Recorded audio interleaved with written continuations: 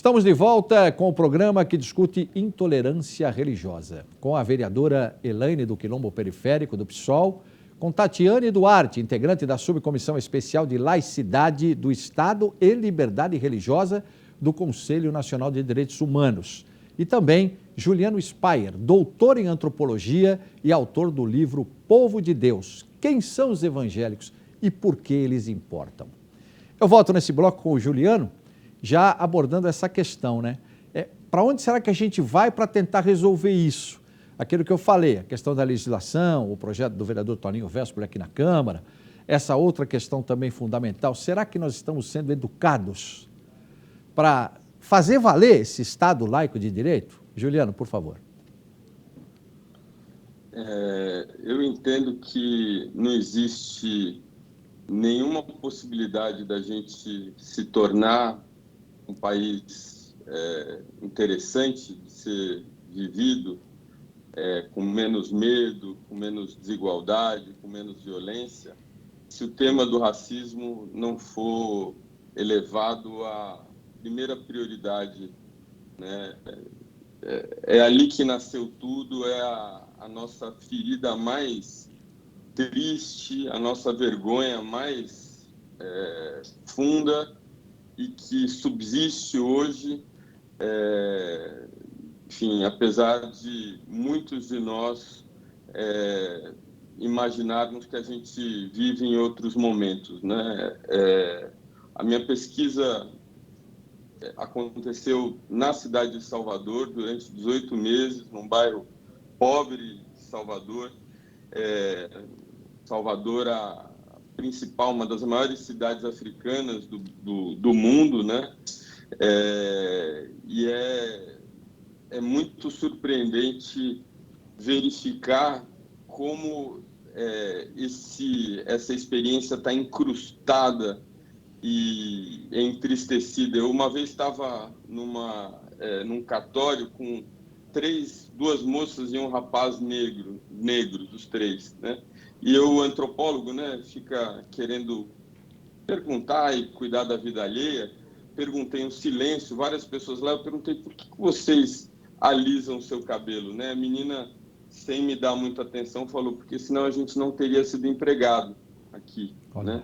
Ou seja, o quanto qualquer tipo de traço ou referência à africanidade continuam sendo usados para, de alguma forma, direta ou indireta, subjugar as pessoas.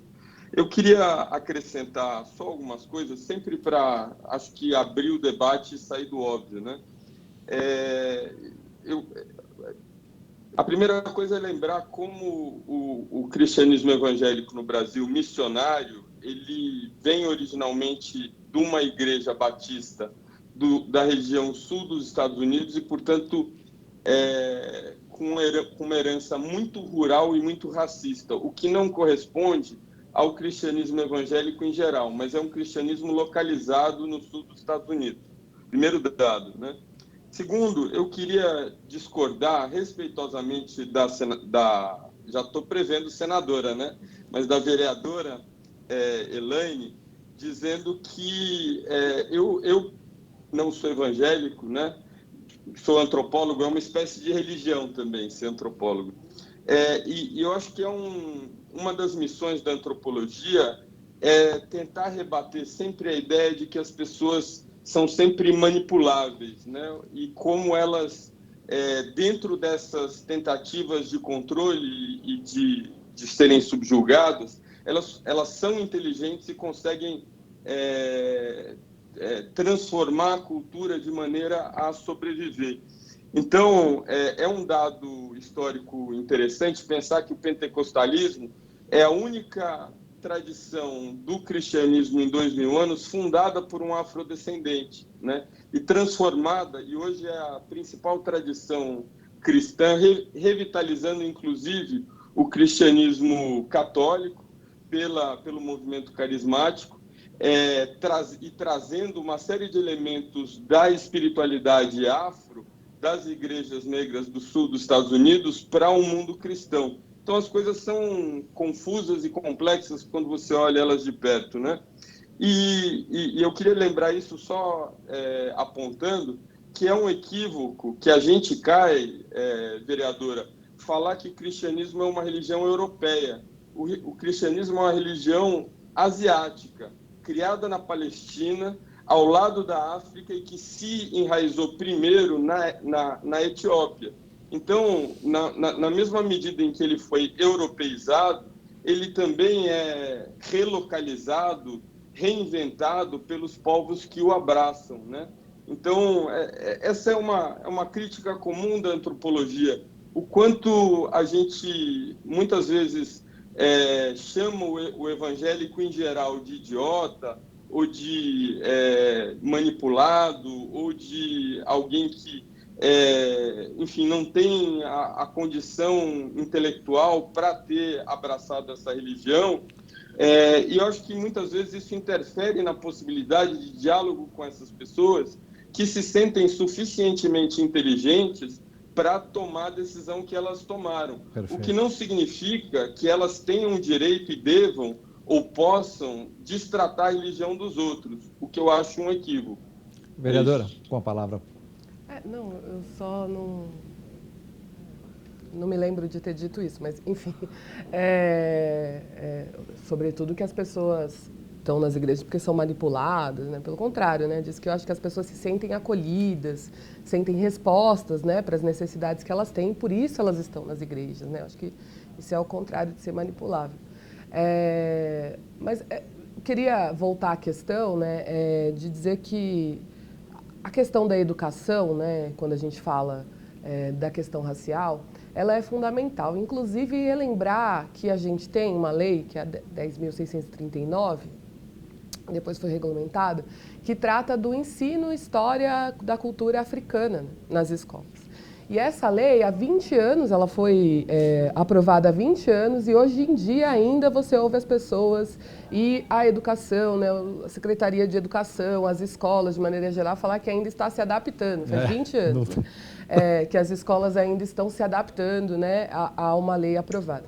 E eu acho que é muito importante, quando a gente fala dessa lei, porque essa lei, ela traz a ideia de que é necessário, né, que a gente tenha uma ideia de que a população africana, né, quando ela é sequestrada e trazida ao Brasil, ela já havia, né, nessa população uma história, né, e uma cultura. A população e a vida da população negra, ela não começa com a escravização, né? Os povos escravizados, eles não nasceram na escravidão, né? Eles foram sequestrados de uma cultura e de uma história que tinha ciência, que tinha matemática e que tinha religião, né? Que tinha uma cultura oficial, né? Então, eu acho que isso é importante dizer porque isso traz também, né, a capacidade que as pessoas têm, por exemplo, de respeitar outras religiões, né? Porque entendem que essas religiões têm a ver com a etnia, não só com a cor, mas tem a ver com a etnia, tem a ver com o território de onde essas pessoas vieram, tem a ver com a crença, com a história e com a cultura, né? E quando a gente fala das religiões de matriz africana ou do ensino religioso nas escolas, a gente não está falando de doutrinação, né, das pessoas para uma religião X ou Y, como bem colocou a Tatiana, né, a possibilidade das pessoas não terem religião, né?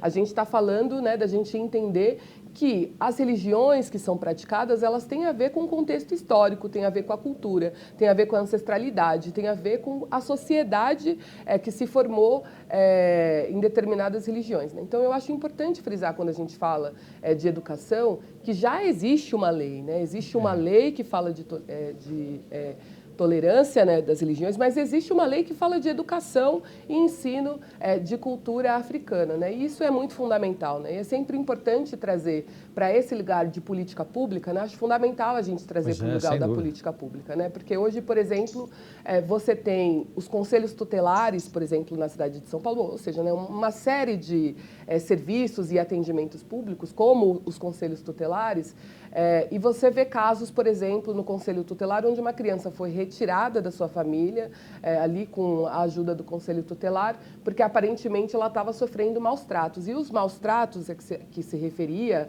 era a cabeça raspada, que faz parte da religião de matriz africana, raspar a cabeça numa iniciação, né? Então, quando você está dentro, né, do Estado, né, ali você precisa fazer com que as pessoas entendam, né, que as religiões precisam, as culturas precisam ser respeitadas, né? E existe um limite no Estado de interferência, acho bem importante quando a Tatiana falou, claro, sobre a liberdade religiosa. A gente precisa falar que o Estado precisa ser laico, e ele precisa ser laico, né? Mas, ao mesmo tempo, o Estado precisa respeitar as liberdades, né? A liberdade religiosa também precisa ser respeitada. E isso não deve interferir de maneira nenhuma no judiciário, não deve interferir de maneira nenhuma no Estado, né? E na administração do Estado, na vida, né, das pessoas e nas liberdades individuais de cada uma das pessoas. Com certeza. Tatiana, temos pouco tempo, né? Mas a gente promete que a gente vai voltar com esse tema, né? E de preferência com vocês aqui com a gente, não é? Aqui no estúdio, viu? Porque, sem dúvida nenhuma, é um assunto que rende demais. Mas, para a sua conclusão, fique à vontade, Tatiane.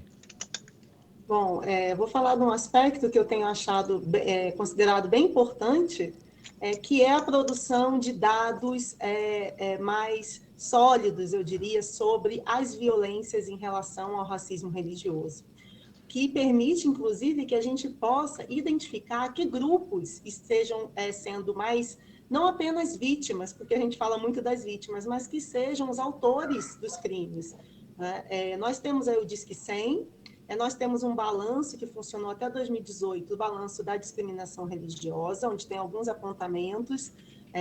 Eu fiz até uma apreciação sobre esses dados, mas que apontam muitos dados vagos, ou seja, quem é o autor? É um outro, não sabe. Os próprios processos, né, as vítimas fazem a denúncia, muitas vezes não vão adiante. Então, nós precisamos de dados, não apenas no âmbito do Estado, mas aí também vou falar como antropóloga, que a gente consiga olhar para esse fenômeno de forma mais real, eu diria. Porque nós temos aí um racismo que é estrutural e é histórico, que a gente consegue afirmar que são as religiões de matriz africana que mais sofrem. Mas onde? Em quais territórios? Em quais são as situações de violência? Porque para a nossa sociedade, chamar a pessoa de macumbeira não é violência, é o que ela aprendeu. E aí eu quero terminar falando da importância fundamental da aplicação das leis, que nós já temos, que a vereadora já citou, para fazer uma formação docente nas universidades antirracista, para que os futuros professores, não importa qual é a sua religião ou não, mas que entendam que todas as pessoas têm o direito de ser tratadas de forma igual, de verdade, porque na lei já existe. E nós também precisamos de dados, ou seja, de canais de escuta, ouvidoria do Estado, para que a gente possa colher esses dados e a gente possa qualificar, como a gente fala nas pesquisas, os dados. Porque nós não temos dados. Nós temos as DECRIMs em alguns estados, nós temos as delegacias, que são super importantes, mas falta aí um aparato maior do Estado, por exemplo, de conduta dos agentes, né, os chamados POPs, né, que é procedimento operacional padrão das polícias, porque nós tivemos aqui recentemente no Distrito Federal, Goiás, o caso Lázaro, que ficou aí nacionalmente conhecido, onde o racismo religioso foi do início ao fim. Né? Nos programas de televisão era que Lázaro era daquele jeito, porque ele era macumbeiro, porque ele era do candomblé. Isso na TV pública. Então, nós temos que discutir também o que é veiculado na TV pública. Então, veja, não é apenas uma lei, não é apenas a educação, não é apenas as religiões. A gente está falando de um projeto de sociedade que seja antirracista e que respeite os direitos humanos de todas as pessoas. E, para isso, nós precisamos trabalhar ainda muito. É verdade. Eu diria. Tatiane, muito obrigado. Sem dúvida nenhuma, o assunto rende mais um programa. A gente viu aqui que os nossos convidados precisam ser ouvidos, sobretudo para quem decide, né? Esse programa deixa essa pergunta. Ouvir a vereadora, ouvir a Tatiane, não é? Ouvir o Juliano, porque eles têm embasamento suficiente para propor situações interessantes que, se aplicadas, começam a resolver o problema, né? Infelizmente, nosso tempo acabou. Eu agradeço muito a participação da vereadora Elaine do Quilombo Periférico do PSOL e aos antropólogos Tatiane Duarte e Juliano Speyer. Agradeço também a você que nos prestigiou. Se você quiser rever esse ou outro de nossos programas, acesse sanpaulo.sp.leg.br. TV Câmara São Paulo. Até a próxima.